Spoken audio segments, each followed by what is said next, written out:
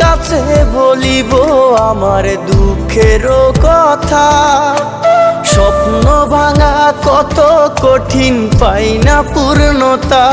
আমি কার কাছে বলিব আমার দুঃখের কথা?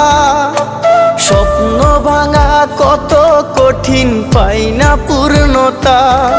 আমার চোখের জলে ভাসে নদীরে, আমি নিজেই নিজে একা কাঁদিরে। আমি নিজেই নিজে একা হাসি রে। আমায় দেখলে সবাই পাগল বলে রে। ওরে আমার মাটির পুতুল রে,